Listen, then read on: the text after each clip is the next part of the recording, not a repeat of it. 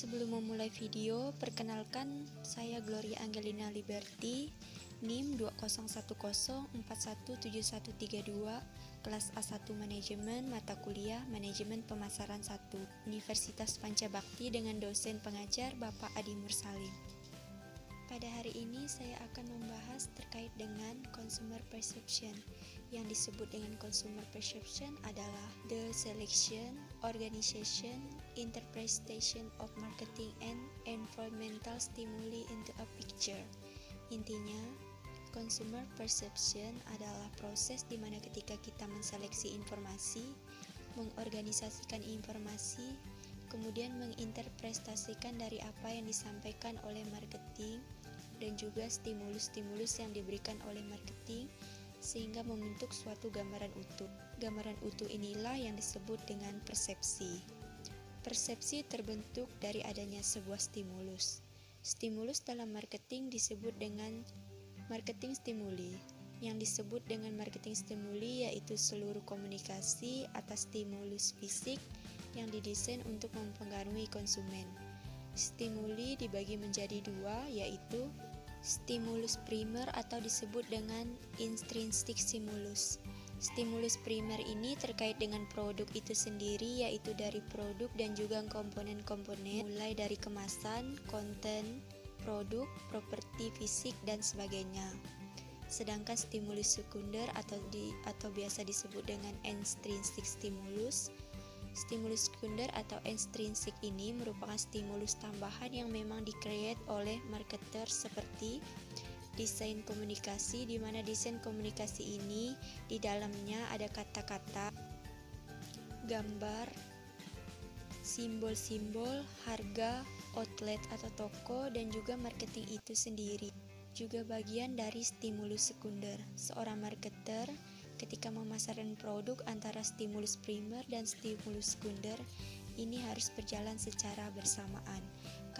Karakteristik dari stimulus itu sendiri didasarkan pada sensory element. Sensory element ini terkait dengan panca indera manusia. Yang pertama adalah visual. Antara indera penglihatan, di mana indera penglihatan ini akan menciptakan persepsi warna bagi konsumen. Contohnya misalkan warna merah identik dengan fast food, dan masih banyak contoh lainnya. Yang kedua yaitu auditory. Auditory adalah pendengaran. Indera pendengar ini akan menciptakan persepsi suara. Contoh auditory misalnya jingle dari merek seperti Aqua, Indomie itu adalah salah satu stimulus persepsi. Yang ketiga, olfactory. Olfactory ini terkait dengan indera penciuman atau smell perception. Menurut penelitian bahwa indera penciuman kita memiliki memori yang paling kuat. Yang keempat, gustatory. Gustatory adalah indera pengecapan atau taste perception. Yang terakhir yaitu taktil. Taktil ini terkait dengan indera peraba atau feel perception. Misalkan beberapa perusahaan menerapkan namanya sensory marketingnya. Sensory marketing ini merupakan suatu strategi pemasaran di mana strategi pemasaran ini mencoba untuk menyentuh panca indera manusia. Semakin lengkap panca indera disentuh akan semakin kuat experience konsumen. Kemudian salah satu sensor panca indera di atas yaitu visual. Visual ini adalah salah satu karakteristik di dalamnya, yaitu warna.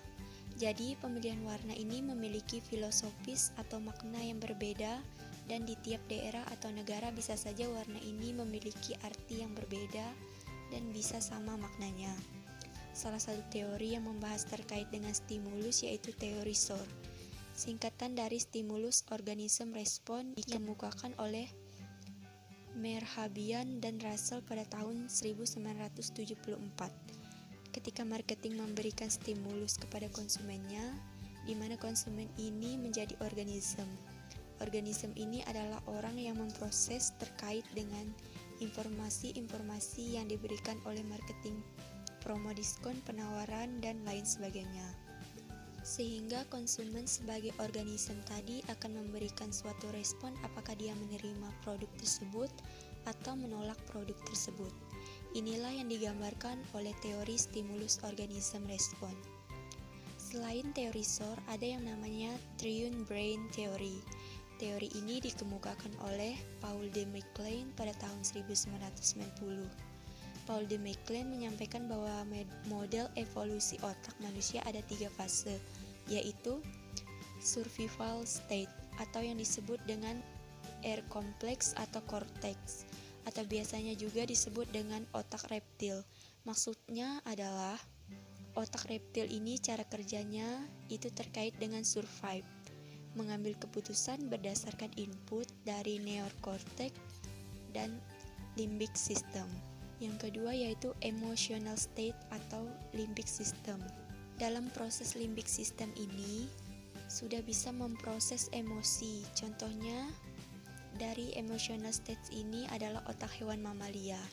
Dalam marketing ini terkait dengan kesuksesan kita terhadap suatu produk akan menentukan keputusan pembelian.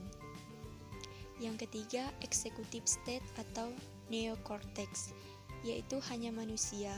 Jika dalam marketing berkaitan dengan segala aspek yang berhubungan dengan pengambilan keputusan yang logis, baru kemudian diproses di limbic system dan refleks keputusan dari survival state. Kemudian terkait dengan stimulus ada struktural elemen, yaitu pertama yaitu size. The larger the age, the better exposure is.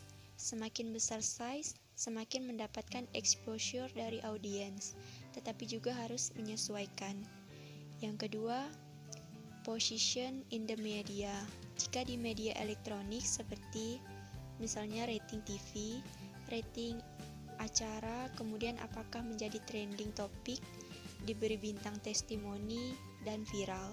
Sedangkan di media cetak yaitu misalnya memiliki cover yang lebih spesial. Yang ketiga, constraint design.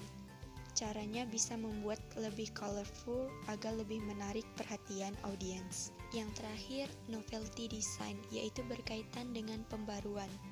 Ada 2 karakter penting dalam menetapkan stimulus untuk membangun persepsi konsumen. Pertama, kemampuan mendiskriminasi antar stimulus. Maksudnya, sebagai konsumen perlu memahami bahwa kita sebagai konsumen bisa membedakan stimulus-stimulus dan bisa menangkap perbedaan. Kedua, kecenderungan untuk menggeneralisasi dari suatu stimulus dengan stimulus lainnya. Maksudnya, misalkan terkait dengan perbankan, kita melihat office-nya dari kejauhan. Misalnya di antara ruko-ruko, kita tahu bahwa kantor itu adalah kantor bank. Yang kantor lain itu bukan kantor bank tersebut.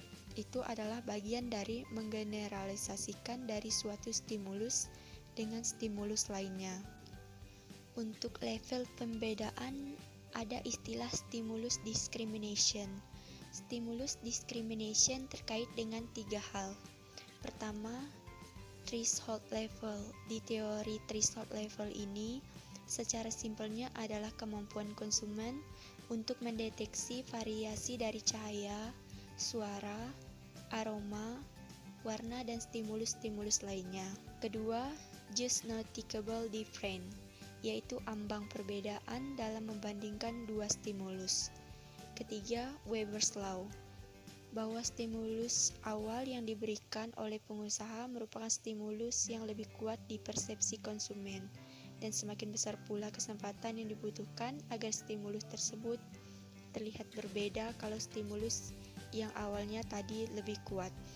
Kemudian ada istilah yang disebut dengan subliminal perception, yaitu ambang perbedaan minimum untuk terdeteksi antara 2 stimuli.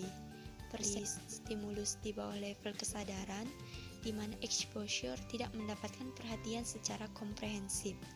Contohnya gambar kecil pada iklan atau shortcut message pada iklan. Terakhir, stimulus generalization.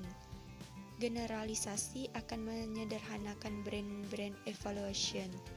Konsumen itu tidak perlu membuat penilaian terpisah pada setiap stimulus, karena dari suatu merek besar kita bisa langsung menangkap.